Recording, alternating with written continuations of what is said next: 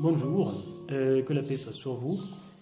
Poursuivons ces chroniques de confinement. Aujourd'hui, on va parler sur la réflexion, sur la sage réflexion. Je l'appelle une sage réflexion, bien une réflexion sage, concernant la notion de l'habitude. On sait, à travers toutes les lectures qu'on a faites, que l'habitude joue un rôle déterminant dans l'être humain, dans la construction de la personnalité de l'être humain, dans la construction et l'établissement des repères, des systèmes de repères de l'être humain. Système de repères, ça veut dire la manière de penser, le sens qu'on donne à soi, le sens qu'on donne à autrui, le sens qu'on donne à la vie en général, le sens qu'on donne à tous les éléments de la vie. Alors, on sait, il y a plusieurs, écrivains qui ont parlé de cette force de l'habitude qui en effet construit la personnalité de l'être humain qui, tout en se répétant, s'incruste, dans l'inconscient de l'être humain et devient sa personnalité, il devient ce qu'il est, ses réactions, le sens qu'il donne à la vie, il détermine aussi ses besoins, il détermine aussi ses intérêts, etc. Et ces jours-là de confinement sont une chance pour nous, une chance pour repenser notre système de pensée, une chance pour penser aussi notre système de jugement qu'on porte face à soi. Pourquoi on juge,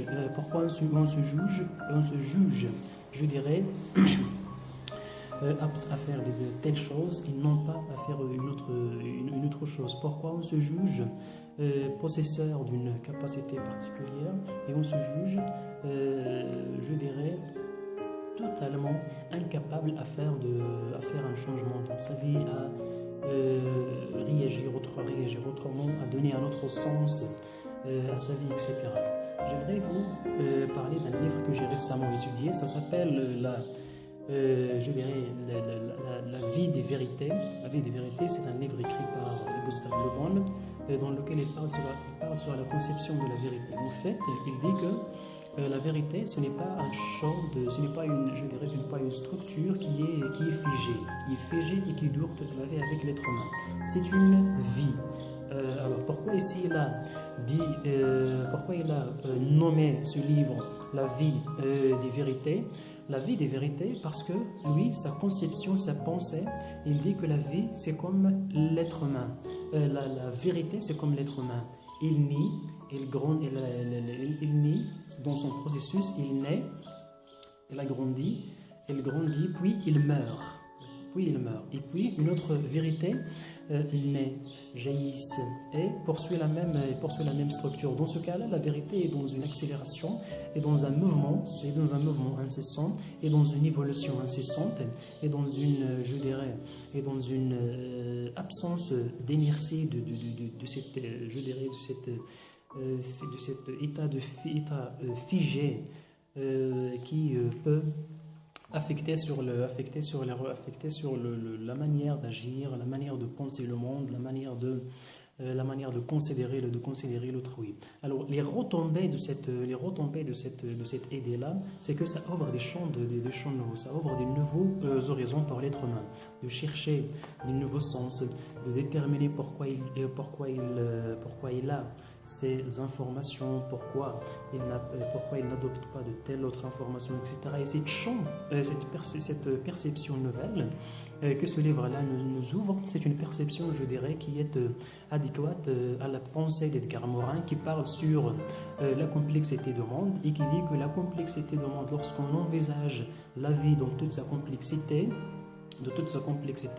à mesure de ne pas éliminer certaines informations, éliminer les individus, éliminer certains repères nouveaux, etc.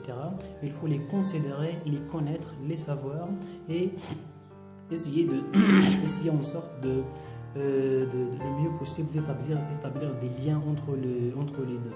Et puis, à travers cette perception élargie, la vie, la complexité de la vie nous donne un autre sens, nous donne une autre dimension, que ce soit sur l'acceptation d'autrui, que ce soit sur l'acceptation aussi de soi, parce que la pensée, les vérités figées, ça nous amène à finalement à pousser, à éliminer d'autres individus, à éliminer d'autres repères, etc. Alors, ce qui est intéressant dans cette pensée-là, c'est le fait de la voir comme une manière de repenser le monde, une manière de repenser nos habitudes, une manière de repenser et de réfléchir sur la manière avec laquelle nous vivons individuellement ou bien avec la société. Aujourd'hui, dans les jours de confinement où nous sommes voués à penser sans cesse à nos habitudes, à ce qu'on faisait, à la rencontre avec nos amis, à la réalisation de nos habitudes, etc. Mais ce besoin-là, cette habitude qui a besoin de jaillir, qui a besoin de s'exercer, qui a besoin de se donner vie, est confronté à cette situation d'isolement. Et ça nécessite une réflexion, ça nécessite une certaine manière de penser qui est, je dirais,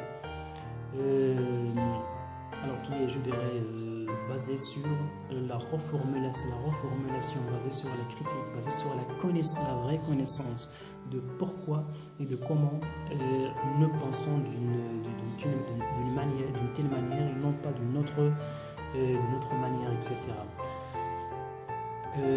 Et ça, pourquoi je le dis? Parce que la force de l'habitude joue un rôle déterminant dans notre vie. L'habitude, comme Tariq Ramadan l'a déjà expliqué, l'habitude c'est l'être humain en général. L'habitude c'est l'être humain. Et à fur et à mesure qu'on connaît notre habitude, nous nous connaissons à travers nos habitudes. Il a dit une formule qui est absolument révélatrice. Il a dit: dites-moi quelles sont vos habitudes, je vous dirai qui vous êtes. Et à travers cette pensée-là, nous sommes voués, nous sommes dans une obligation de reformuler nos habitudes, d'essayer le plus que possible de savoir ce qui est, je dirais, ce qui est déterminant dans notre vie et ce qui ne l'est pas, ce qui nous amènera à gagner, que ce soit à gagner notre vie, à gagner notre relation d'amour que ce soit avec nous-mêmes, la société, etc. Et à se débarrasser, se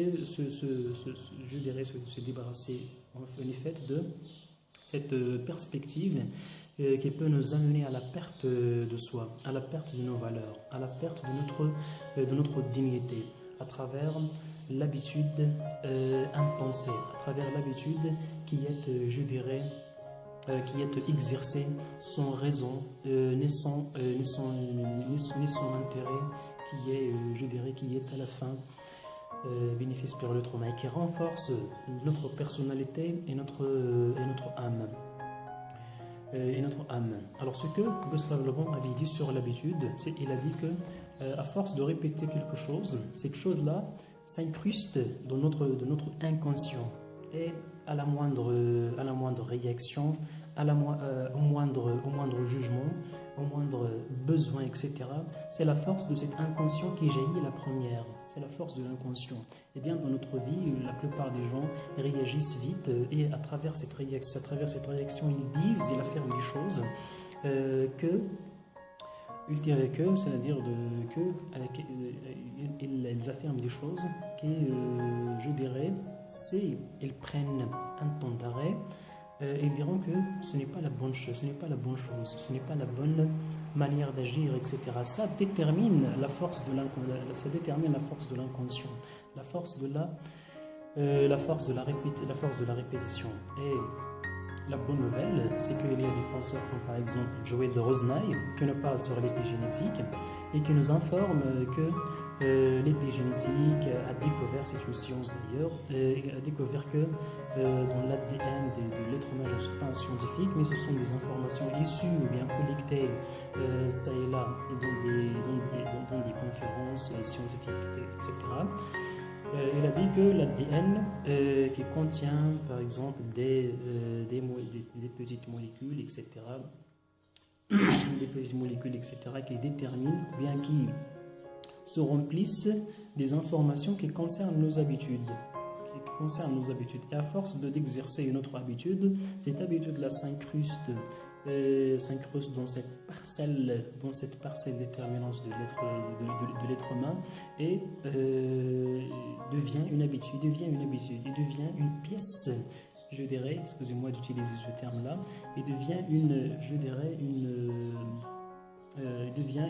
dimension de l'être humain. Alors pour ne pas prolonger ce vidéo, je vous demande de réfléchir à vos habitudes, de prendre un temps d'arrêt, de méditer, de réconsidérer que ce soit le sens qu'on donne à soi-même, le sens qu'on donne au temps, le sens qu'on donne à la fuite de temps.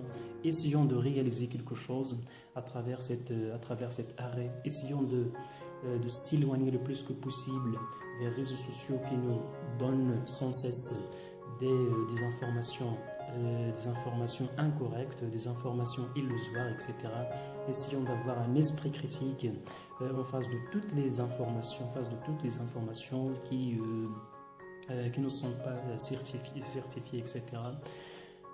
Crédibles, je dirais. Et n'oubliez pas de dire à ceux que vous aimez que vous les aimez, et à très bientôt.